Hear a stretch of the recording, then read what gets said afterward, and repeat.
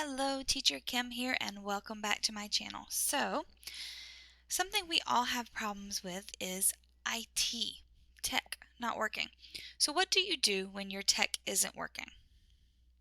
I had a class a little while ago where, with VIPKid, where both lines, because they got rid of line 8, and line 8 was like the sweet spot. So line 4 and line 5, they were really glitchy on my side. My ping was like in the 20s or 30s, so it wasn't ping. I double checked it. It was just choppy. Like my movements, if I tried to move, is like frozen. I could hear just fine, but I felt like there was some issues. So what do you do? Sorry, I got stuff I could play with on my desk right now. What do you do if you're having tech issues? What do you do? One thing that's good to do, some people say daily, I do it when I remember, is to clear your cache. Cache, so not like money, but make sure, yeah. C-A-C-H-E, your cache on your computer. With the VIPKid app, so I'm going to show you how to do this really quick on a PC. Keep in mind, I am on a PC. I am not on, oh, wrong one.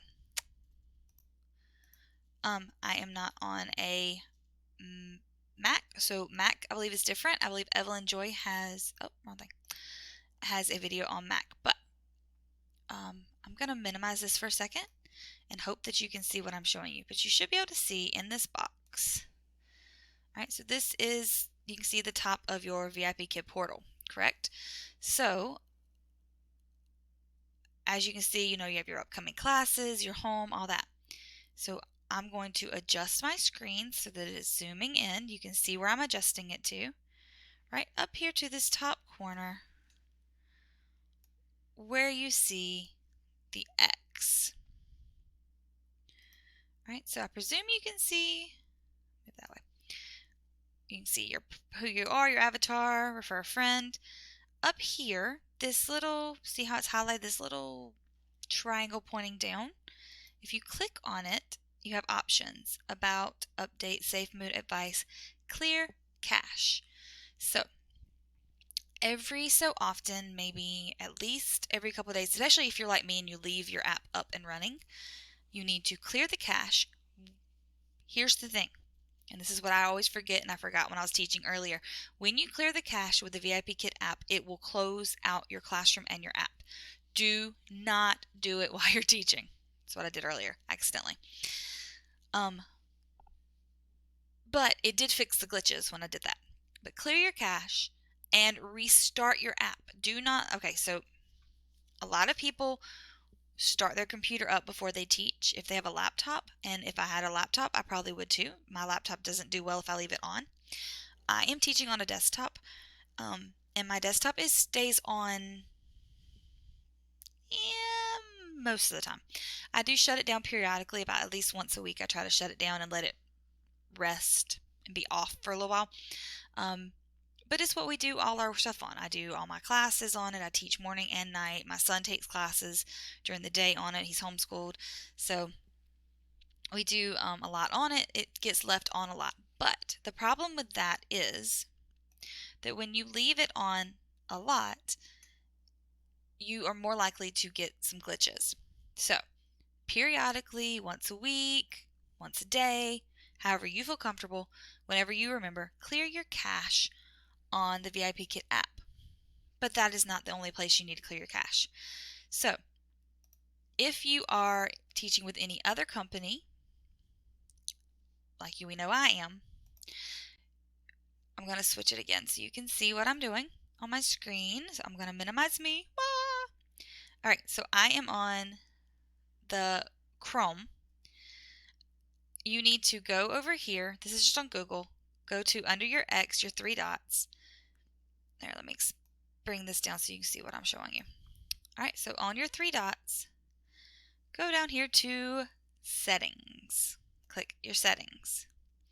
It's going to open up all of this. Okay, looks familiar. Scroll down, scroll down, scroll down. All the way down here, I'm going to pull this down a little bit so you can see what I'm doing.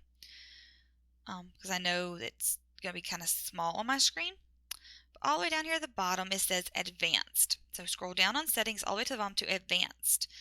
Now, once it pulls up Advanced, you're going to see a lot of things. It's going to like say sync and allow Chrome to do things.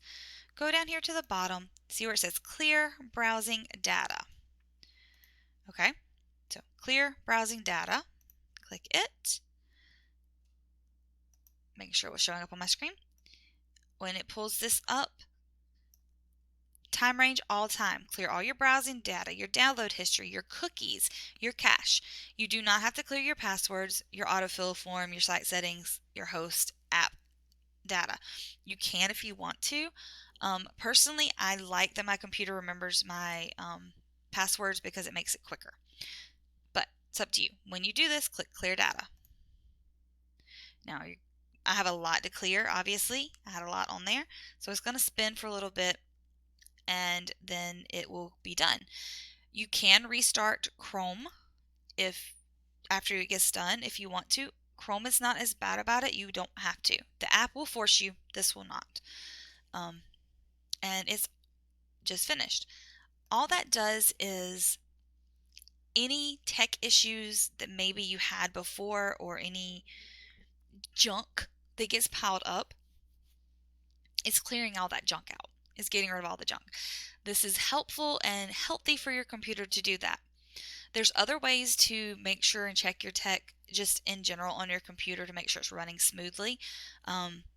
You can run a cleanup on your device if you have Windows. Mac does things differently. Again, I'm only speaking for Windows. But for Windows, a lot of times, maybe once every couple of months or so, I will go in and clean up my computer. This helps to keep it, again, running smoothly. The problem is, just like anything, think about if you use a bowl, okay? So my kids like to eat snacks, and I make them get their snack in a bowl, right? Let's say they had chips in the bowl. They're going to leave a little bit of salt in the bowl. Well, if they want to use the same bowl again, which we encourage because I'm not washing 50 million dishes every day. Let's say they have cereal next time, just dry cereal. Okay, so there's salt still in the bowl. Now they're going to have sugar in the bowl. So if you were to lick your finger and lick the bowl, it's going to take salty and sweet. It's going to be gross. Let's say if they decided still not to wash the bowl and they put ice cream in it. Well, now your ice cream is going to taste salty and sweet. So that's the problem. You have all these layers of gunk, one on the other, and that's what you're clearing out. When you clear your cache, you're clearing out those layers. Same thing for a disk cleanup on your computer. You're cleaning it up and just making sure it's running smooth. Periodically, you need to, at least once a week, check for updates on your computer. You do not want them updating during class. Check for updates on your computer. Clean your computer up. And Windows now has on theirs, this is under, hold on, I'll go back. So when you go into your computer settings, and again, I know this is small and I do apologize, but it's the best way to see it is to show it this way. So this is just going under my settings. I click the little gear thingy on the Windows pop-up icon menu. Go down here to Update and Security at the bottom. Click on it. See, you check for updates. I'm up to date. Mine runs a check. If you look, I have my active hours set from 9 p.m. to 1 p.m. So 9 p.m. at night to 1 p.m. during the day. That means that my computer will not update during those hours. It will update from 1 p.m. until 9 p.m. during the day. It runs all its updates then. And then now it'll ask me to restart. And so I do try to restart it, obviously, outside of those hours. But those are my active hours. It will not update during the active hours. You can also pause your updates. And you can also force your updates if you have updates that need to be done. See, there's optional updates available for me. I can update them. Over here to the side, there's a button called Delivery Optimization. So you can optimize your computers and what your computer gets from other things. You can check your security, troubleshoot what's going on. If you have a problem with your computer, it's going to help you. Lots of things on here to help you. What I was looking for is, see, I can't think right now where it is. That's right. Apps and features, I believe. No, not what I wanted. But it is good to periodically go through your apps and features. Make sure that you don't have anything you don't need on there. There is a way, and I can't think right now. I'm tired, guys. I'm sorry. But there's a way to optimize your computer. But go in here and search. Look around. Look and see what all is available to you on your computer. Keep in mind when you're looking at all these, when you click into them, you are not doing or messing with anything. So you can go through and search all you want and just read what your different things are. It will not hurt your computer. What can hurt it is if you go and mess around with things that you don't know what they are. But just looking at things will not hurt it. But yes, anyway, this is longer than I meant for it to be. But tech issues. First, keep your cache cleared on your devices, on everything. Also, you can do this on your phone. You need to, periodically. This will help to optimize your computer, make sure all your tech on your internet is running safely. Always check your internet connection. I am on a Wi-Fi connection. My router is on the other side of my room, so I'm not far from it. Okay, so something people don't think about, make sure they get a really good high-speed internet. But what you need to ask when you get your high-speed internet is how many devices can be on it at the same time without causing issues. Mine has unlimited devices, so even when my family is here, my mom and my brother, and so they have their devices all connected too, my internet will not slow down. Or if it does, it slows down like, instead of my ping being in the 30s, it might be in the 50s. So it's not enough to impact my teaching. But just think about that. Don't just worry about the speed. You need to worry about how many devices can be connected. Even if I'm hardwired in, how many can be connected. The other thing, check your headphones. Make sure they are working. Check your mic. A good way to check your camera and your mic and all that, because we can't go into the classroom early with iTutor or VIPKid now, is download a program like OBS, like ManyCam, even just FaceTime or what's the other one? Skype. Anything that has a video program, and call someone, or like in this case, I just record something. Check it that way. Right now, I know my mic is working. I know because I have a little mic bar on my ManyCam that shows me that. The only issue you'll have is ManyCam will take over and try to take over in your classroom. So if you don't want that to happen, go with OBS, go with Skype, something else that won't take over. ManyCam will take over your classroom camera.